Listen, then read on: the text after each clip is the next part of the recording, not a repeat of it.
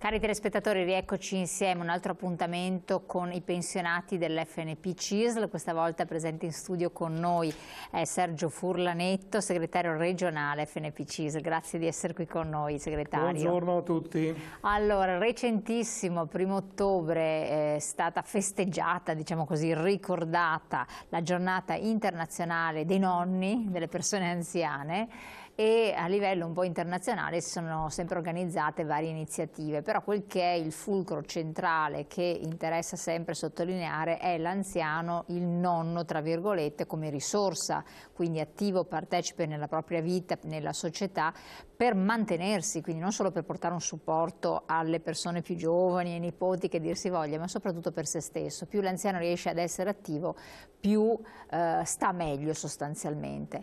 Voi vi siete sempre occupati di questo a vario titolo, non soltanto per quel che riguarda la salute della persona, la prevenzione che è un aspetto fondamentale, ma anche per tanti servizi e supporti che la struttura anche regionale, oltre che lo Stato, devono fornire. Allora, questa giornata smuove qualche cosa ulteriormente, cioè è un pungolo per incentivare certe iniziative? Sì, diciamo che questa giornata, che è oggi tra l'altro, l'1 ottobre, è stata istituita dall'ONU nel dicembre del 2014. Già prima la Comunità Europea aveva incominciato a muoversi su questa strada dell'invecchiamento attivo nel 2012. L'obiettivo che si dà con questa giornata è di creare, di aumentare la consapevolezza sui temi riguardanti le persone anziane, l'invecchiamento ogni anno in questa giornata vengono affrontati temi diversi che riguardano gli anziani. Quest'anno la cosa è abbastanza collegata alla questione della pandemia del Covid-19. Infatti l'OMS, l'Organizzazione Mondiale della Sanità, che ha proclamato il decennio 2020-2030 il decennio per l'invecchiamento attivo in buona salute, diciamo, ha programmato una serie di attività in collaborazione con l'ONU e queste attività dovranno appunto portare, mettendo insieme esperti che trattano e discutono di questa materia, portare a un aumento della consapevolezza sulle necessità dell'anziano, dello star bene, dell'essere utile alla società, di avere diritto a un certo tipo di cure e poi vedere un attimo come i servizi sanitari si devono un po' riadeguare rispetto a questa necessità che ha il mondo degli anziani. Questa pandemia ha cambiato il modo di affrontare l'invecchiamento? Perché al di là di tutto, quando è incominciato a percepirsi, torniamo indietro di mesi, qui in Italia, il centro dell'attenzione è stato attenzione, gli anziani sono i più fragili. Dobbiamo, e ancora adesso, insomma, c'è attenzione, perché finché il giovane l'affronta in un certo modo è un discorso, però poi l'anziano sono quello che possono avere le conseguenze peggiori e purtroppo moltissimi decessi hanno coinvolto persone anziane. Quindi ha cambiato un modo un po' di vedere, di affrontare anche la vita o di concepire delle politiche per l'anziano, secondo voi? Sì, intanto ha cambiato parecchio nel modo di vivere degli anziani. Nel senso che, come dicevi, la maggior parte dei decessi sono stati nella prima fase di questa pandemia, ha riguardato la popolazione anziana e anche il gran numero di malati. Oggi abbiamo visto che la maggior parte degli ammalati sono tra i più giovani e infatti abbiamo anche meno morti perché i giovani hanno meno patologie da mettere assieme che non gli anziani. Oggi gli anziani effettivamente sono, secondo me, molto consapevoli della situazione, del problema che ha creato questa pandemia e stanno molto attenti a come si muovono, a quello che fanno. Vediamo anche noi stessi come sindacato che stiamo gradualmente riprendendo le nostre attività nel territorio di servizio agli altri anziani in linea di massima, Con prudenza. vediamo che parecchi ci dicono che non se la sentono ancora di uscire, di venire via di casa, di andare a fare recapiti nei paesi e così. È anche E comprensibile. quindi la si nota insomma questo cambiamento nel modo di vivere di queste persone, di relazionarsi con gli altri. Allora, abbiamo la prima slide, perché qui ci fa capire di che numeri stiamo parlando, quindi non cose di poco conto, perché gli anziani sono il 22,6% dei veneti, con un trend in aumento, più le donne, 2020 640.107 nel 2020, nel 92 invece erano 411.900, gli uomini un po' meno, 494.378 nel 2020 rispetto al 92 260.513. Sono tanti, effettivamente. Sì, è bene questo, perché vuol dire che si vive più a lungo. La vita media si è allungata. Infatti, se facciamo la somma uomini e donne, siamo a ben oltre 1.100.000 di persone anziane, e l'aumento previsto è continuo, come negli anni passati che vediamo lì dalla slide, dal 92 al 2020. Noi vediamo che in questi ultimi anni quasi ogni anno un 0,2% in più di anziani che aumenta. La previsione è che dallo scorso 2018 al 2048, in questi 30 anni, l'età media di vita dell'uomo passerà da 85 anni e mezzo da 80 anni e mezzo a 85 e mezzo, mentre per quel che riguarda le donne si passerà dagli 85 agli oltre 89 anni di vita media, e quindi le persone che quando parliamo di questi dati si parla di over 65, quindi per anziani con più di 65 anni, aumenterà notevolmente. Qui in Veneto... Attenzione che se diciamo anziano over 65 ci arrivano gli strali focosi di moltissimi. Queste sono le statistiche che ci forniscono. Certo. No? Sono anch'io da un anno un over 65, da poco più di un anno, per cui mi metto dentro. Certo. E quello dicevo, volevo vedere anche divisi per provincia, la slide successiva. Sì, ce ne abbiamo divisi per provincia qui nel Veneto. Diciamo che la previsione da qui al 2060, quindi 40 anni, sì, è che gli over 65 nel Veneto aumenteranno di un 50%, per cui se oggi sono il 22,6%, anzi siamo già adesso 22,8%, si prevede che si andrà verso il 33-34%, per cui da poco più di un quinto della popolazione che sono oggi gli anziani, si arriverà fra 40 anni che saranno oltre un terzo della popolazione. Pandemie permettendo, sempre, perché qui sempre pandemie permettendo. Allora abbiamo la provincia di Belluno 26,80%, quella più ricca di anziani, quindi di cui soli sono il 7%, e la più invece giovane, tra virgolette, col solo il 22,20% è quella di Vicenza, no?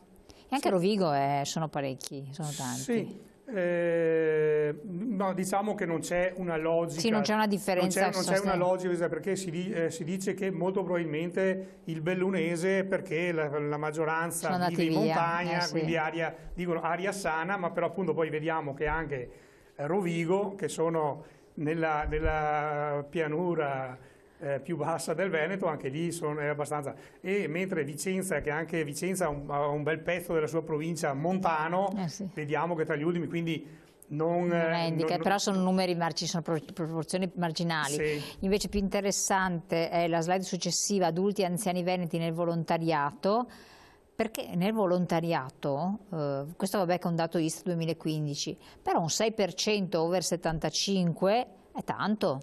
Quindi vuol dire che quelli attivi sono un certo numero significativo, insomma. Sì, guarda, io sono stato tra l'altro il fondatore della protezione civile degli alpini in provincia di Treviso 25 anni fa.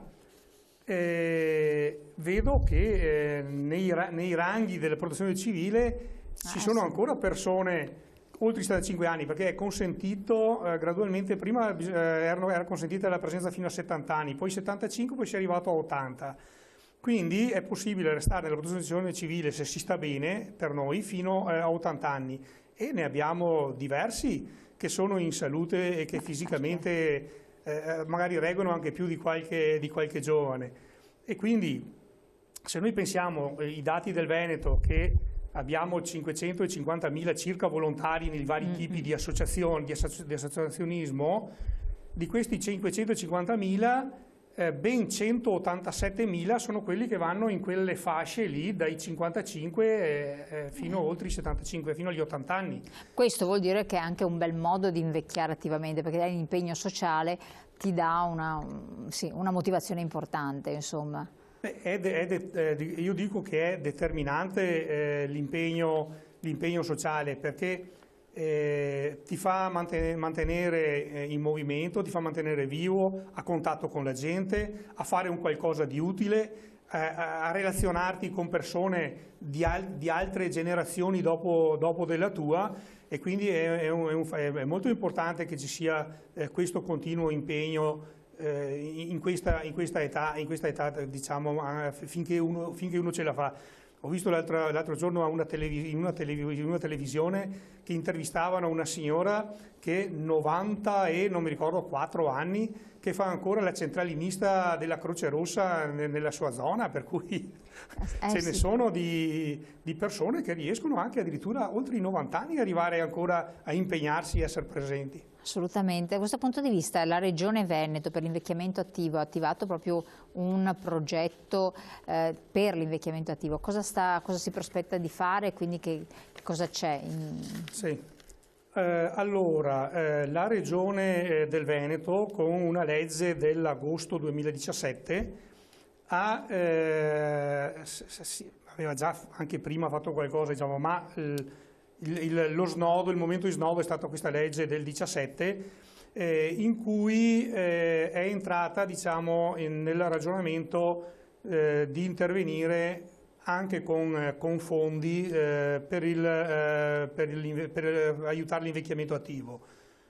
Ha stanziato dei soldi che hanno incominciato a essere utilizzati dal 2018-2019 e quest'anno anche 2020, 3.638.000 euro, giù di lì, per vari progetti. Allora qui tutte le associazioni, gli enti interessati hanno presentato alla Regione dei progetti da finanziare. La Regione ne ha scelti con la consulta che ha costituito sempre con questa legge una consulta, e hanno finanziato 125 di questi progetti, parte per la tutela fisica e salute della persona anziana, parte per l'impegno sociale degli anziani nelle varie attività, parte anche per la nuova alfabetizzazione che c'è, informatica che c'è necessità. Adesso con il discorso che l'INPS passerà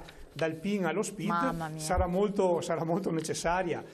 Quindi vari progetti che vengono portati avanti non solo dalle associazioni. Noi abbiamo comuni, associazioni di comuni, comunità montane, anche alcune IPAB, case di riposo, che si sono interessate e hanno presentato i progetti. Poi ci sono le associazioni di volontariato e di promozione sociale che anche loro operano nel territorio. Per esempio noi che come pensionati della CISL avevamo fondato anni fa, anzi qualche decennio fa, l'Anteas, sì, l'associazione per tutte le età solidali. Loro entrano anche loro in questo campo e sono diffusi un po' in tutto il territorio regionale, ma non solo come Anteas, per poi molte altre associazioni si collegano all'Anteas come per avere un supporto, diciamo, per il loro interventi che appunto vanno dal trasporto degli anziani, vanno anche dalla formazione, vanno dall'impegno nelle attività sociali e così via. Ecco, infatti questo è importante. E tra l'altro si parlava appunto delle occupazioni nell'ambito del volontariato, poi abbiamo un'altra slide perché ci mostra il tasso di occupazione delle persone, tra virgolette, anziane, perché 55-69 anni. e effettivamente 55-69 anni abbiamo una percentuale molto elevata, 64,70% relativamente al 2018. Dai 65 ai 69 però un 12,30%, per cui insomma non è male neanche questo, cioè, quando si diceva la signora di 94 anni, a parte che ci sono anche signore molto anziane, over 90, che lavorano nel proprio negozio ancora, danno un contributo. Però credo che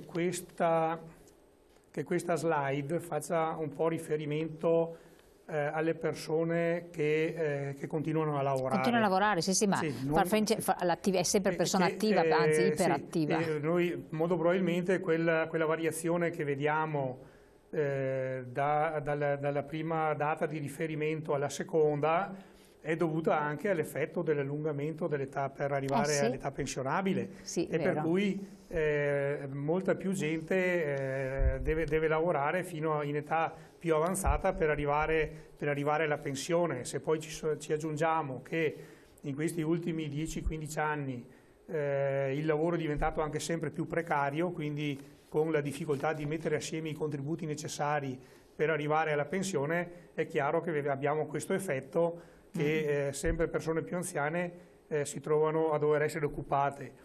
E noi per esempio lo notiamo nel volontariato, che abbiamo un po' di restringimento delle persone, perché se lavorano hanno meno tempo a disposizione per collaborare. Quindi avete meno volontari? Sì, c'è un restringimento. Una contrazione. Però diciamo che il volontariato, sempre anche utilizzando questi fondi, la formazione eccetera, ha costruito delle strutture di volontari anche tra i giovani che lavorano, eccetera, che consente di poter intervenire con più professionalità e quindi magari anche con minor bisogno di persone nelle varie attività. Nella protezione civile, per dire, abbiamo centinaia di volontari e siamo in grado, rispetto alle calamità che quando ci viene richiesto l'intervento, ad avere una certa rotazione. Io ci sono dentro dal terremoto del Friuli del 76, per cui la conosco bene la vita appunto della protezione civile, essendo stato anche un organizzatore, eccetera. Il terremoto del Friuli, l'Umbria, l'Abruzzo, le alluvioni Piemonte e Val d'Aosta, le nostre in provincia di Treviso, Piave, Livenza, Monticano, e lì noi vediamo che fortunatamente, pur essendoci un calo di volontari, ci troviamo molto spesso nella situazione di dire ai volontari: state pure a casa che non abbiamo bisogno, siete troppi.